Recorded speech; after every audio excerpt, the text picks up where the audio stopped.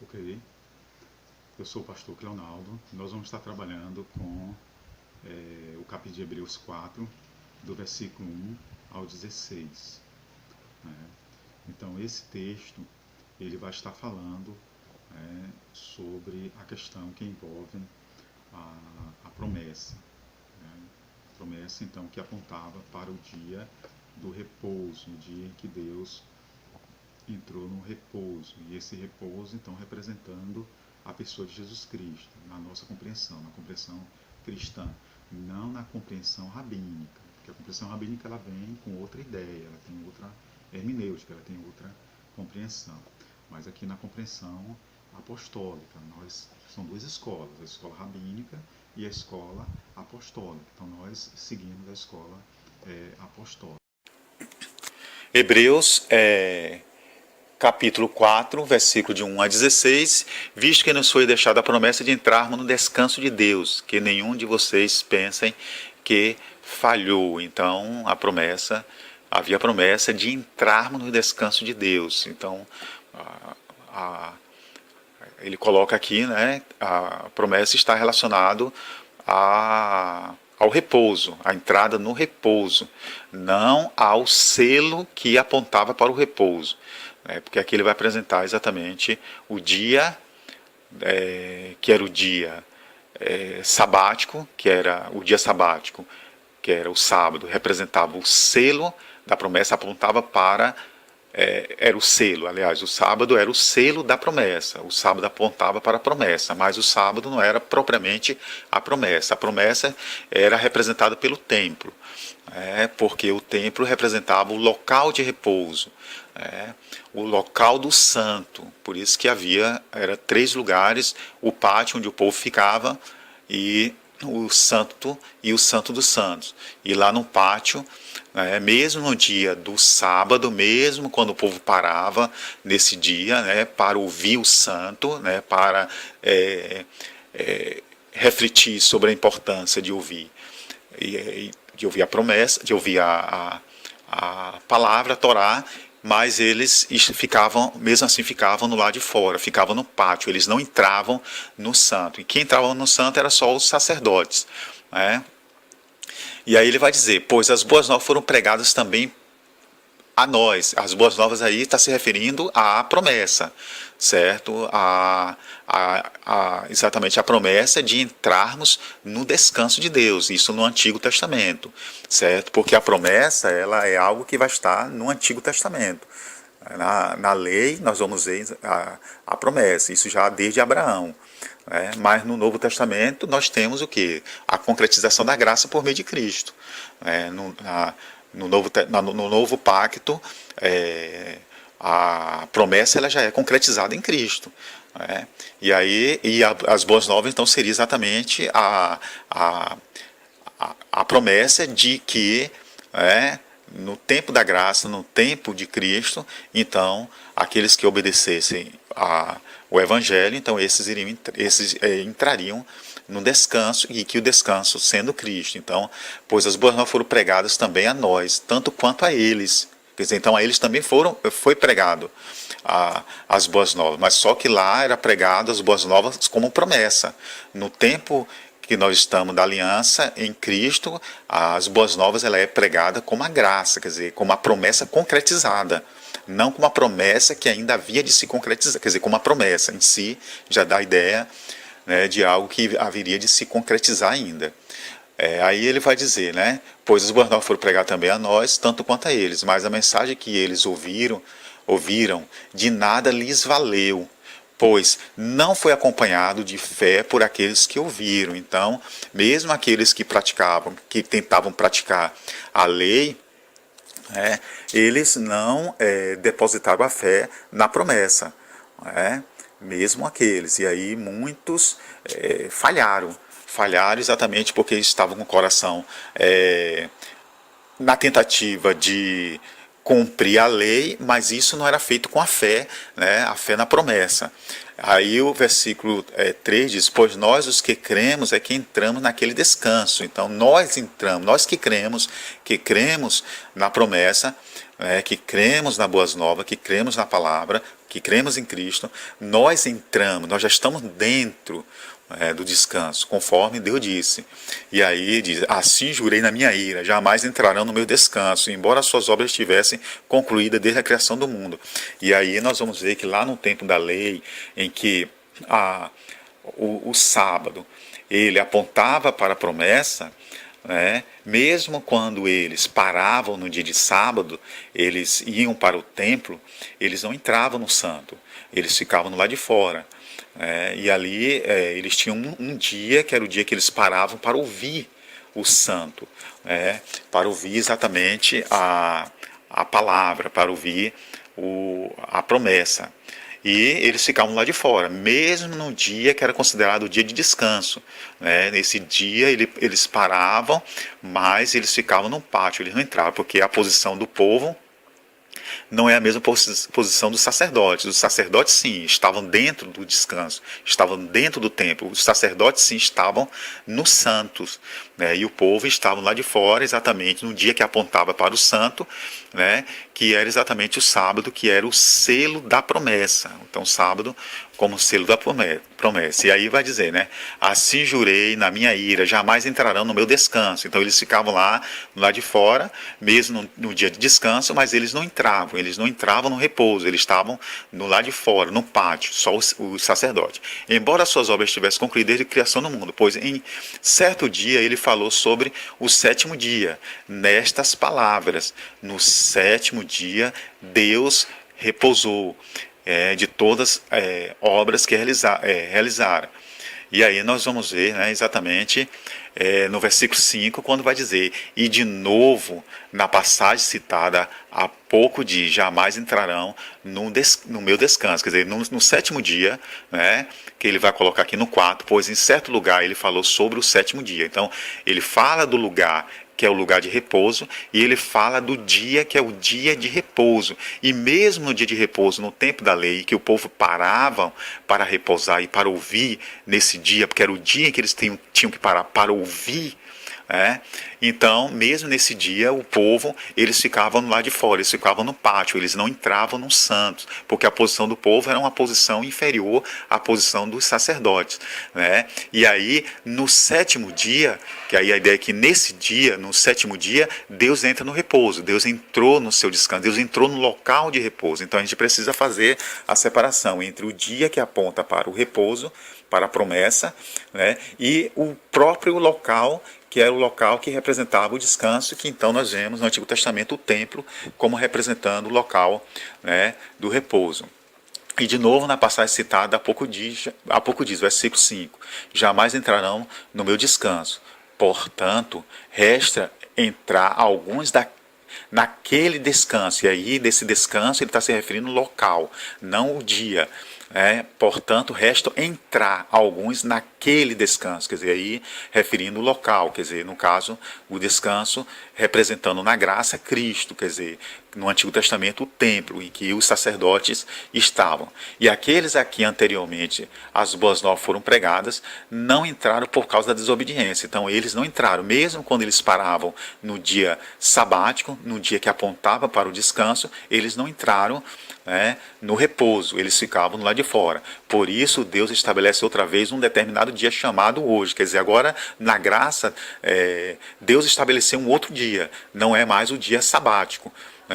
O que Deus estabelece, o dia que Deus estabelece, que esse dia ele é estabelecido exatamente para ouvir a voz do santo e para entrar no local de repouso, não é mais o sábado, agora é o hoje. Quer dizer, se hoje vocês ouvirem a sua voz, não endereçais os corações, porque se Josué lhes tivesse dado descanso, Deus não teria falado posteriormente a respeito de outro dia. Então aqui falando, mostrando que na graça está se apontando agora para outro dia. Na graça, o hoje substitui o sétimo. E aí não é mais aquela ideia, porque alguns vão dizer que aí nós entendemos que aqueles que estão guardando o sábado significa que ainda estão no tempo da promessa, estão lá atrás, que é exatamente o que ele vai falar aqui, né?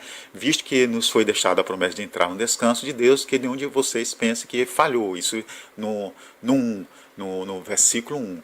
Pois as boas novas foram pregadas também a nós, tanto quanto a eles, mas a mensagem que eles ouviram de nada se lhe valeu, pois não foi acompanhado de fé por aqueles que ouviram. Isso a gente viu no 1 e no 2. E aqui nós vamos ver exatamente ele falando de um outro dia. Quer dizer, esse outro dia, né, está relacionado, é o dia que representa na graça o que o sábado representava no tempo da lei. Assim, o versículo 9, assim ainda resta um descanso sabático para o povo de Deus. E aqui esse descanso sabático, o versículo 9 está se referindo ao local, né, que era apontado pelo sábado. E agora o que nos resta, quer dizer, não é mais o dia sabático, não é mais o dia. Agora o que nos resta é o local de descanso.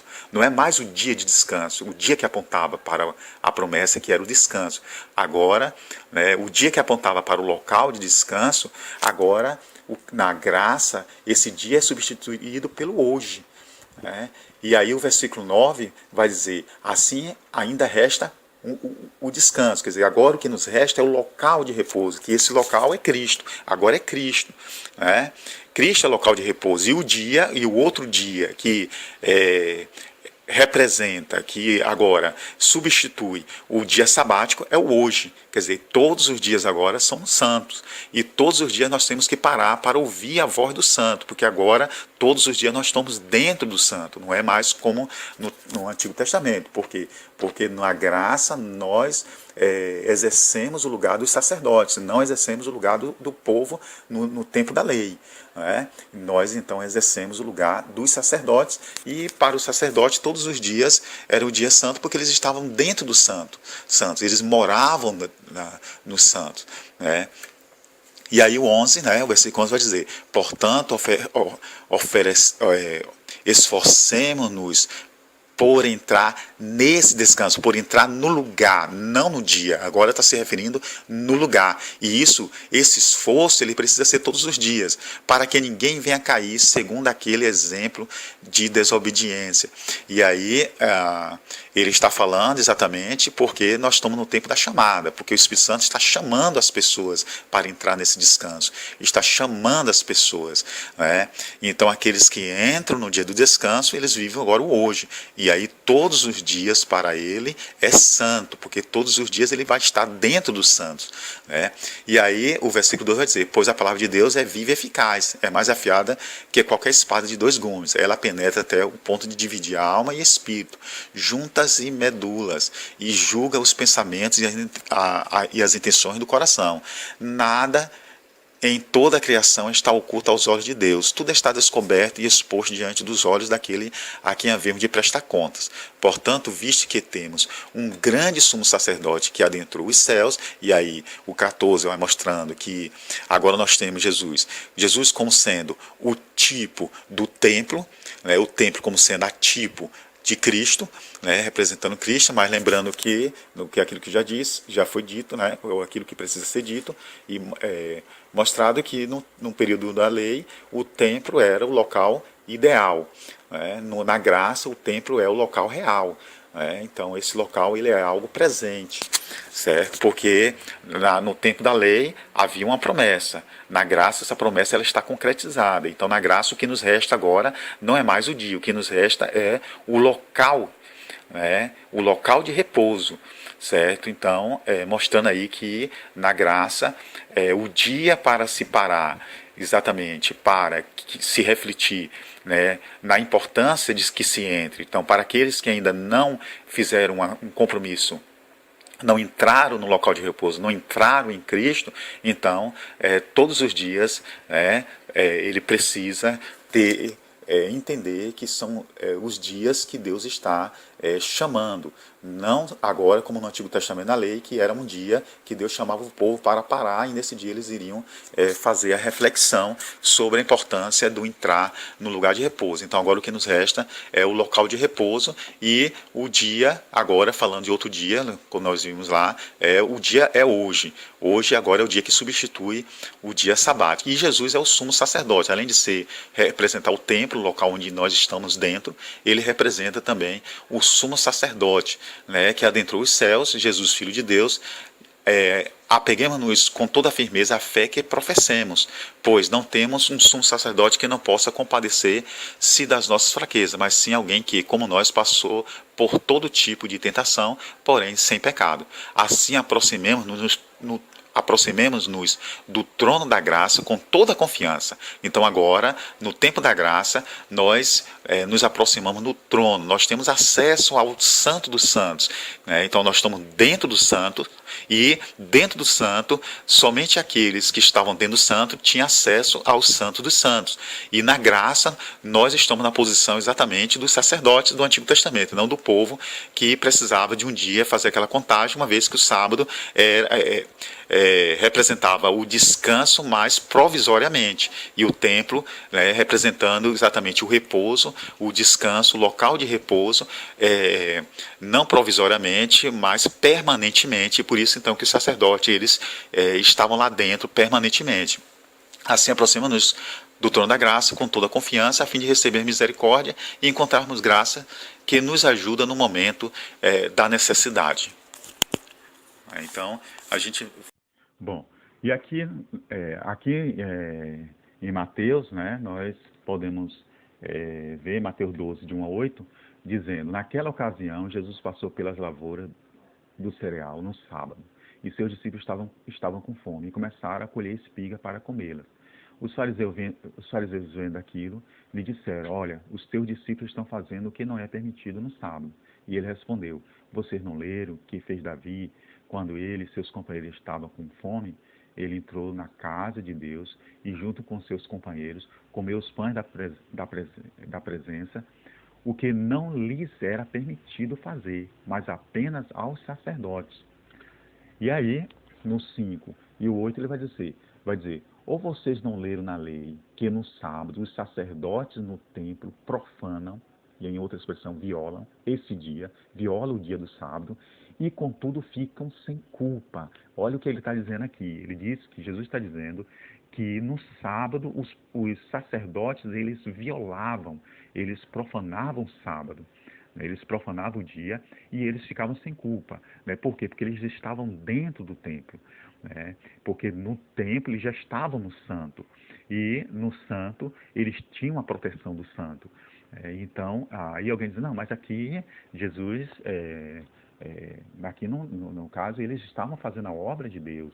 Mas Jesus disse que eles profanavam. Jesus disse que eles, no sábado, eles violavam. A expressão lá do grego era... está realmente, a etimologia é violar. Né? Jesus usou exatamente essa expressão, e aí eu não vou discutir com Jesus. Quem quiser discutir, que discuta. Quem quiser discutir, que discuta. Eu não discuto. Né? Então, os sacerdotes, no 7º dia, eles violavam, né? E aí nós precisamos saber que os sacerdotes também eram um ofício, eles também precisavam comer do ofício, né? Eles tinham a família, muitos tinham famílias, né? E precisavam comer daquilo. Eles também trabalhavam no sábado, né? Lá no templo, né? Era o ofício sacerdotal, e ali eles faziam no dia do sábado o que o povo não podia fazer, por conta que lá no santo havia também lá havia a parte em que eles precisavam manter, né, o fogo aceso, né, e ali no santo, porque o santo já é uma outra área, já é um outro local, né? Então, no Santo dos Santos, nós vamos ver a glória de Deus, e ali isso não poderia ser violado, nenhum sacerdote poderia violar isso. Mas nos santos, eles precisavam então sempre fazer a manutenção, né, do local santo, e nesse dia é que eles exerciam mais ainda o ofício sacerdotal. E aí Jesus disse que no sábado eles profanavam, eles violavam, mas ficavam sem culpa. Quer dizer, eles ficavam sem culpa porque eles tinham a proteção do santo, eles já estavam dentro do santo, já estavam no local de repouso. Né? Então, o sábado representava o quê? Representava o selo da promessa, né? Isso lá na lei. E a promessa era exatamente que o povo iria entrar, aqueles que no tempo da graça, o povo iria entrar nos santos, iriam entrar exatamente no repouso de Deus, nos santos. na graça, né, na graça a promessa ela já está concretizada. Não existe mais uma promessa, né? A graça é a promessa concretizada. E na graça, nós não dependemos, nós não estamos na posição do povo do Antigo Testamento no tempo da lei.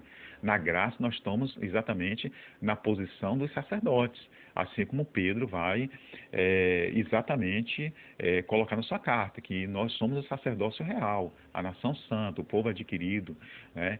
E aí nós vimos que ele vai dizer, no versículo 6, e eu digo a vocês que aqui está o que é maior do que o templo.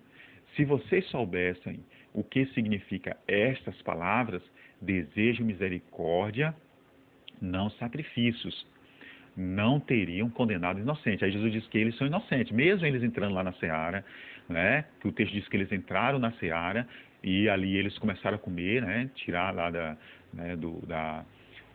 das espigas, né? E começaram a comer, eles escolheram, né? Começaram a colher espigas para comê-las, né? E aí os fariseus condenaram eles de estarem violando o sábado. E aí Jesus disse que os sacerdotes faziam isso no sábado, porque também os sacerdotes, né, eles exerciam o ofício. E eles, no sábado, era o período que eles mais precisavam exercer o ofício sacerdotal. Isso, claro, em todos os outros dias. Mas eles ficavam sem culpa, né? Porque Jesus vai deixar claro que eles estavam dentro do templo, então eles tinham a proteção do santo, eles estavam dentro do santo. E aí ele vai dizer, eu vos digo a vocês que aqui está o que é maior do que o templo. Então Jesus não disse o que é maior do que o sábado, né? Jesus disse o que é maior do que o templo. Então o templo é a tipo e Jesus é o tipo. Quer dizer, Jesus é o repouso. No templo, no período do templo, no período da lei, o templo representava o ideal, representava a promessa.